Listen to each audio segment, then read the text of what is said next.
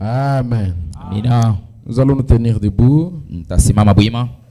Nous lisons dans Marc chapitre 13 verset 33. Natachukua katika Marko 13 mstari wake 33. Prenez garde, veillez, priez. Mlikinge na mkeshi na muomba. Car vous ne savez pas quand ce temps viendra.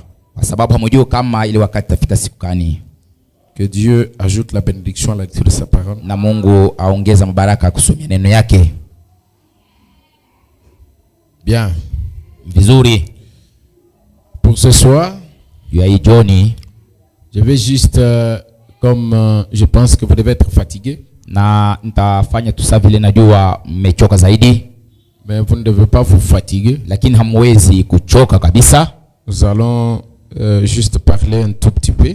Na tusemeze tu kidogo. D'environ 30 minutes. Mo dakika 30. Et je vous libère. Na meacha. Alors je vais commencer par où on s'était limité. Nous sommes toujours dans l'agenda de Dieu. Na nitaanzia pale penye tunasimamia ni kutoka katika mapu ya Mungu. Et dans le livre de vie de l'agneau. Na katika kitabu cha uzima kama mwana kondoo. Comme étant notre sous-thème. Na savile ile tungo kidogo. Je pense que nous sommes déjà dans la 5e partie concernant les livres de vie de l'agneau. Nadhani tumeshakuwa msemo ya 5 yenye kuhusu kitabu cha uzima ya mwana kondoo. Alors nous avions compris na tulelewa kwamba à cause de l'idolâtrie, na kwa sababu kwa kuabudu sanamu, 2 tribus ont été effacées du livre. Na makabila mbili yenye livutwa ku kitabu ont été effacées de dessous les cieux. Na balivuta chini ya blongo. Frère nous dit que c'était dessous les cieux. Na ndugu mnasema ya kwamba ilikuwa hapa chini duniani. Mais ce n'était pas dans les cieux. Lakini haikuwa mbingu. Ainsi frère Branham nous dit, na hivi ndugu mama sema, c'est pourquoi vous voyez, ndio kwa mama naona comme cela, ces noms ont été effacés de dessous les cieux. Na savile ile mandina ilivutwa hapa duniani, nous le voyons réapparaître de nouveau dans les milléniums. Na tunaiona tena kuonekana mu millennium. Et dans les milléniums, c'est encore sur la terre. Na millennium ni hapa tena duniani. Millénium, c'est dans le temps. Na millennium ni wa nyakati. Frère Branham dit, unasema comme on peut le voir dans Ézéchiel 48, à partir du verset 1er jusqu'à 8, puis verset 22 jusqu'à 29, nous voyons les tribus rétablies selon l'ordre divin. Mais dès l'instant où Ephraïm et Dan se sont attachés aux idoles, elles sont mortes et elles ont cessé d'exister en tant que tribus. Amen. Amina. Je suis d'accord que depuis la destruction de Jérusalem, tous les documents concernant les tribus ont disparu. De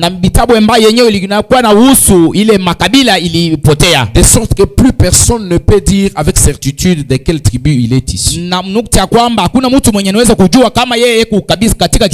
Mais Dieu lui le sait. Ce grand Dieu qui ramène Israël en Palestine sait exactement de quelle tribu vient chaque Israël. Chaque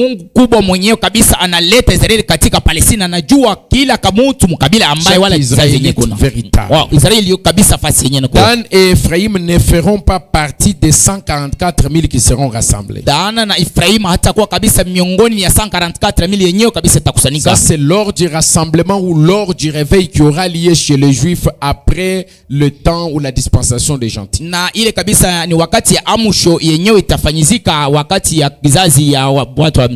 frère Branham dit, après cette période de tribulation, entre parenthèses, pendant les milléniums, on peut voir, nous voyons les tribus rétablies selon l'ordre divin. Ça c'est aussi un élément à ne pas manquer. Parce que leurs noms ont été écrits dessous le cieux, et leurs noms, les 2 tribus là ont été effacés de dessous les cieux. Ils seront aussi rétablis. Parce qu'en fait, Israël ne va pas au ciel. Quelques-uns des Israélites peuvent quitter chez eux et venir chez les nations, croire même l'évangile de Jésus.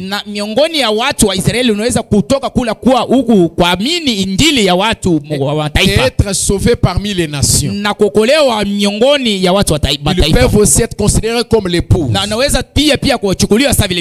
Mais Israël en tant que nation, Dieu n'a pas prévu qu'Israël soit enlevé.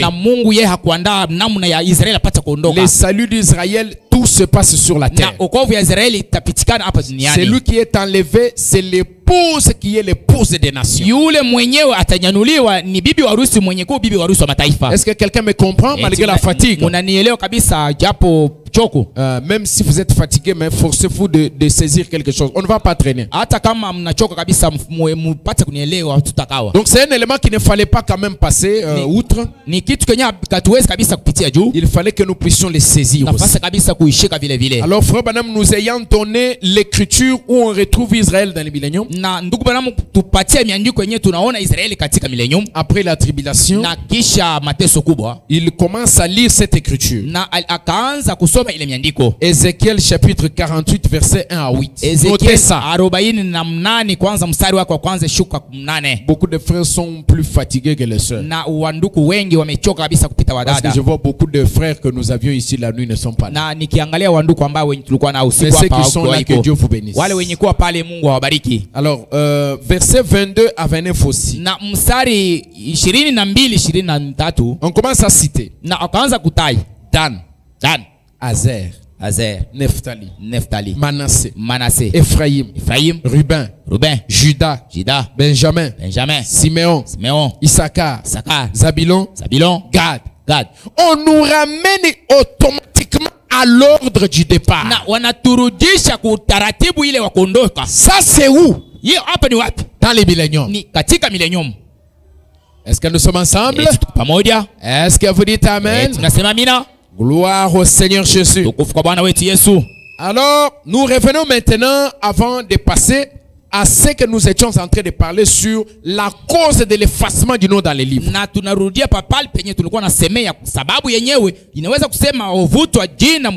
Parce que nous ne prenons pas ces choses ou ces exemples pour parler d'Israël, un point c'est tout. Nous parlons ces choses pour les ramener à nous aujourd'hui. Parce que ça nous concerne. Ça parle de nous. Nous sommes concernés par ça. Je vais ajouter un élément sur lequel nous allons nous entretenir. Par rapport à ce que je vous ai parlé la nuit ici. Le serpent mamba. Souvenez-vous, frère Branham me disait, la voix m'a dit, quand j'ai vu tout le monde ayant peur, la voix m'a dit, pendant que je me posais des questions, mais pourquoi les gens ont-ils peur? La voix m'a dit, il y a un grand danger en ces jours. Quelqu'un peut-il me donner un amen? Il y a un grand danger en ces jours. C'est ce qui fait que les gens ont peur. Les gens se cognent les têtes quand ils entendent parler d'un serpent mamba. Frère Branham dit, c'est parce qu'ils savent que une seule morsure de ce serpent, c'est la mort subite. Amen. Et les serpents représentent le péché. Les serpents représentent Satan. La première forme que Satan a prise sur la terre, c'était la forme du serpent. Les premiers Satan a pris sur la terre, c'était le serpent. Donc le serpent représente le péché. C'est pourquoi lorsque Christ a voulu se typifier dans l'Ancien Testament, lorsqu'il il a voulu parler de la croix, na wakati alipenda kusemea kwa msalaba, na il s'est représenté sous forme du serpent exposé sur une perche. Alléluia. Pourquoi? Parce qu'un jour Christ devait mourir à la croix, étant chargé du péché. Est-ce que vous dites amen à ça? Chargé du péché du monde. Il devait être chargé de ton péché, de mon péché. Quelqu'un peut dire amen à ça? Et étant chargé du péché, il est devenu le serpent. Christ est devenu lui-même le péché. Abraham dit, il est mon pécheur. Lui qui mourait à la croix, c'était un pécheur. C'est pourquoi Dieu lui-même au ciel, il s'est détourné de lui. Et lui-même a reconnu. Pourquoi m'as-tu abandonné? Qu'est-ce que le Père a abandonné? Serpent. Maintenant si le Père, si Dieu lui-même, il détourne ses regards du serpent, qu'en est-il des hommes? Qu'en est-il des hommes? Et d'autant plus que c'est un serpent dangereux. Sa morsure signifie la mort. Sa morsure est synonyme de la mort. Dès qu'il vous a mordu, c'est terminé pour vous. Il y a quelques serpents qui, même s'ils vous mordent, vous pouvez continuer à exister. On peut vous réanimer. Mais celui-ci, le plus dangereux de tous, ça c'est Satan lui-même. Alléluia. Et comme je vous l'ai dit l'autre jour, comme Satan a vu que la méthode que Dieu a utilisée en ces temps de la fin pour s'exprimer à l'homme, pour traiter avec son église, c'était celle de s'incarner dans une chair humaine. Et le diable aussi a adopté la même méthode. Il s'incarne dans la chair humaine. Christ et l'antichrist, tous dans la chair humaine. Amen. Et frère Branham a dit, j'aimerais vous ramener à ça pour que vous compreniez. C'est un enseignement. Frère Branham a dit, Satan est la personne la plus vénérée de ces mondes. Avez-vous déjà réfléchi à ça? Pourquoi est-ce que Satan est-il la personne la plus vénérée? Pourquoi? On adorait notre Dieu à part notre Dieu. C'est ça qui s'appelle l'idolâtrie. Et quand vous idolâtrez, c'est la mort. Branham vient de nous dire, lorsque Ephraim et Dan ont adoré les idoles, ils sont morts. Est-ce que vous dites amen à ça? Ils sont morts. Qu'est-ce que ça veut dire? En d'autres termes, Dan et Ephraim ont été mordus par Mamba. Ce qu'il faut éviter, c'est d'être mordu. C'est pourquoi il fallait une force surnaturelle invisible qui allait garder Mamba loin de nous. C'est ce que nous avons accumulé la nuit. Quelqu'un peut dire amen à ça? Il fallait une force surnaturelle invisible pour garder Mamba à distance. Parce que Mamba ne doit pas nous mordre. Satan ne doit jamais nous amener à l'adorer. adorer Satan, c'est automatiquement la mort. Frère Branham a dit, la voix m'a dit, il y a un grand danger en ces derniers jours.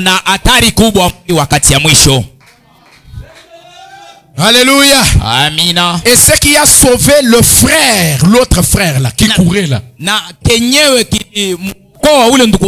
c'était seulement la prière de Frère Branham. Et la prière de Frère Branham, Dieu lui a dit, si tu es sincère et que tu amènes les gens à te croire, c'est ça le secret. Une botte de foin dans un tas de foin. Une botte, ça tu ne peux pas comprendre. Dites seulement comme ça. Parce que tu n'étais pas là. Ça c'est le langage arabe pour toi. Qui connaît ça? Qui connaît ça? Même ta femme connaît. Même ta femme connaît. Toi tu es toujours là-bas avec les minéraux. Une botte de foin dans un tas de foin. Il y a une clé. Il y a un mot de passe. Alléluia. Ce mot de passe là, c'était de croire un homme. Amen. Amen, amen. Amen, amen, amen, amen. C'était de croire un homme.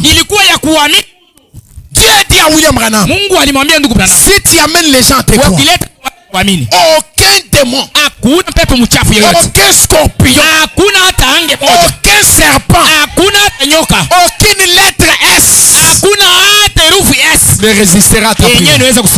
C'est toi au contraire qui va les lier. William Branham a dit, oh Dieu, aie pitié de mon frère. Juste cette prière là a réglé la question. Oh Dieu, aie pitié d'Agapao, parce qu'il y a un grand danger. Il y a beaucoup de pièges. Il y a beaucoup d'alliances. Beaucoup de choses que le diable est en train de placer pour ramener mon église à l'adorer lui. Mais l'adoration appartient à Dieu seul. Notre Dieu est un Dieu jaloux. Notre Dieu est un Dieu jaloux. Nous l'adorerons que lui. Quelqu'un peut-il dire, je ne t'adorerai que toi. Je t'aime Seigneur. Je t'aime Seigneur. Mes genoux ne fléchiront que devant toi Seigneur. Oh merci Seigneur Jésus. Une boîte de foin dans un tas de foin. Alléluia. Voilà là où se trouvait le secret. Il fallait croire dans un homme. Maintenant toi, tu ne crois pas dans l'homme. Sa prière va-t-il te faire quelque chose? Toi tu ne crois pas dans l'homme. Sa prière ne va rien te faire.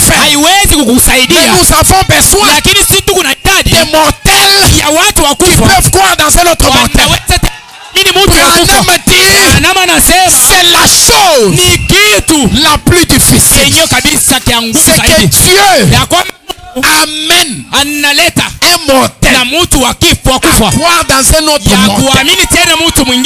Que Dieu amène un homme faible à croire dans un autre homme faible.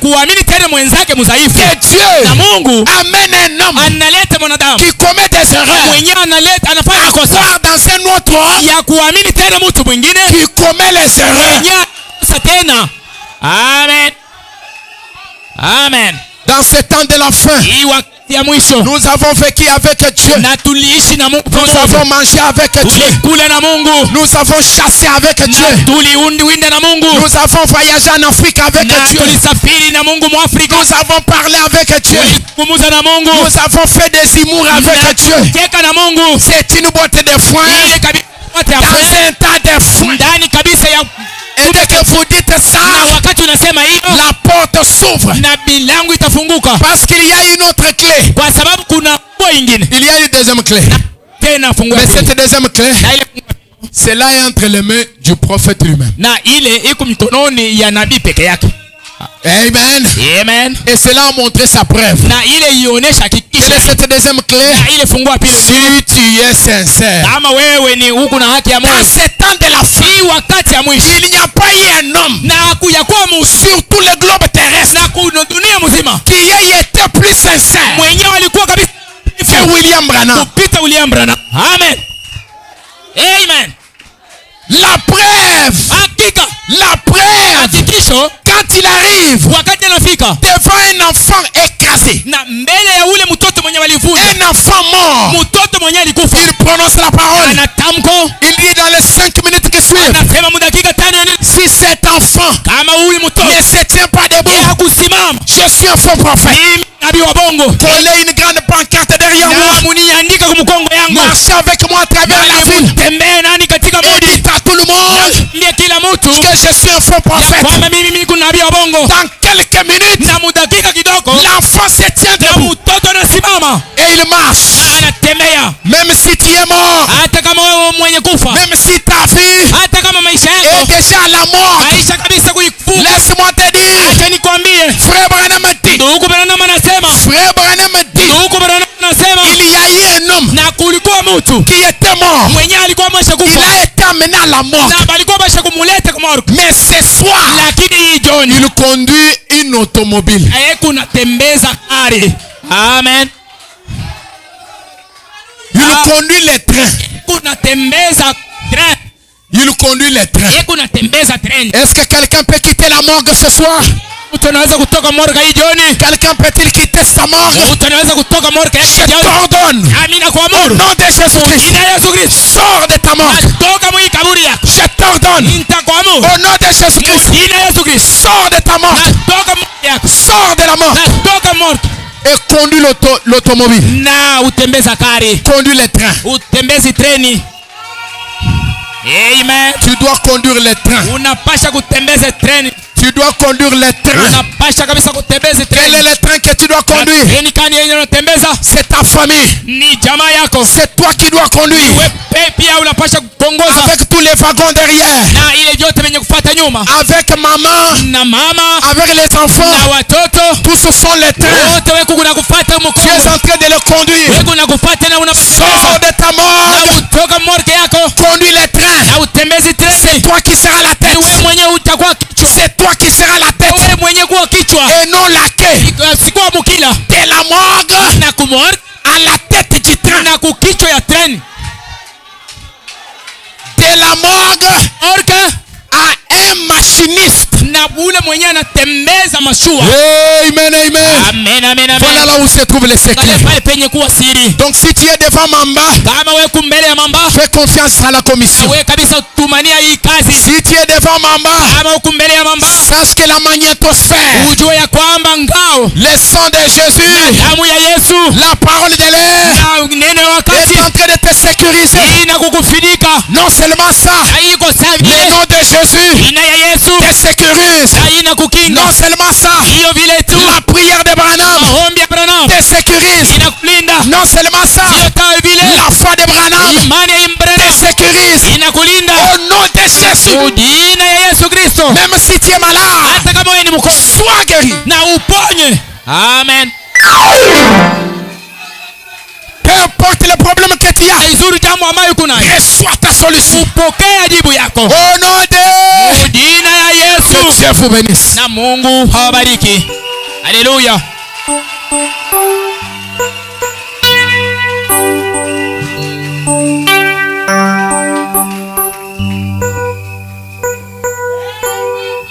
Je l'aime.